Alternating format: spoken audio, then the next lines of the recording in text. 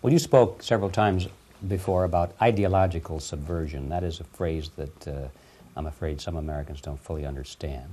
When the Soviets used the phrase ideological subversion, what do they mean by it? Ideological subversion is the process which is legitimate, overt, and open. You can see it with your own eyes. All you have to do, all American mass media has to do, is to unplug their bananas from their ears, open up their eyes, and they can see it. There is no mystery. There is nothing to do with espionage. I know that espionage, intelligence gathering, looks more romantic. It sells more deodorants through the advertising, probably. That's why your Hollywood producers are so crazy about James Bond type of thrillers. But in reality, the main emphasis of the KGB is not in the area of intelligence at all.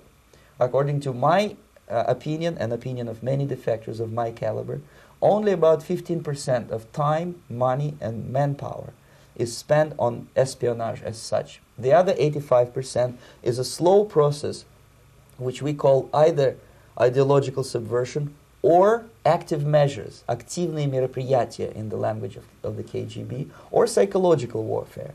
What it basically means is to change the perception of reality of every American to such an extent that despite of the abundance of information, no one is able to come to sensible conclusions in the interests of defending themselves, their families, their community, and their country.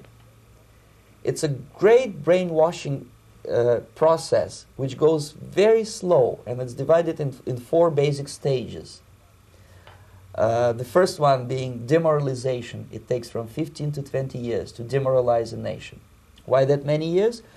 Because this is the minimum number of years which requires to educate one generation of students in the country of your enemy, exposed to the ideology of the enemy. In other words, Marxism-Leninism ideology is being pumped into the soft heads of at least 3 generations of American students without being challenged or counterbalanced by the basic values of Americanism, American patriotism. The result you can see. Most of the people who graduated in the 60s, dropouts or half-baked intellectuals, are now occupying the positions of power in the government, civil service, business, mass media, educational system. You are stuck with them. You cannot get rid of them. They are contaminated. They are programmed to think and react to certain stimuli in a certain pattern. You cannot change their mind, even if you expose them to authentic information, even if you prove that white is white and black is black, you still cannot change the basic perception and the logic of behavior. In other words, these people, the process of demoralization is complete and irreversible.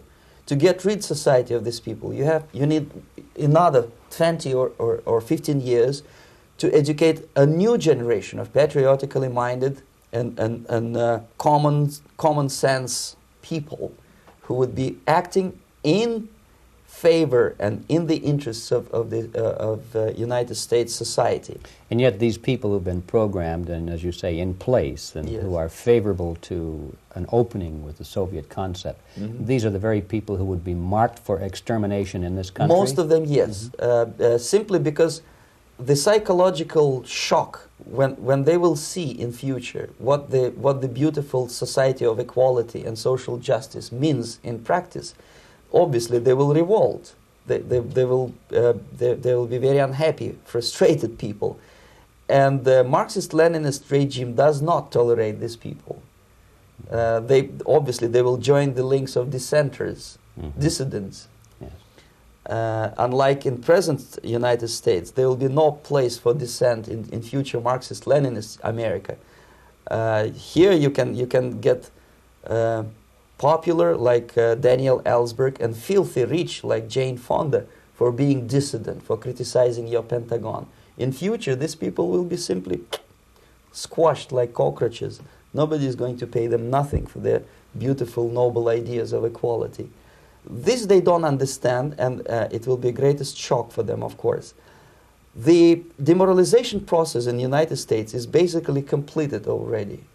For the last 25 years, actually it's overfulfilled, because demoralization now reaches such areas where previously not even Comrade Andropov and all his experts would even dream of such a tremendous success.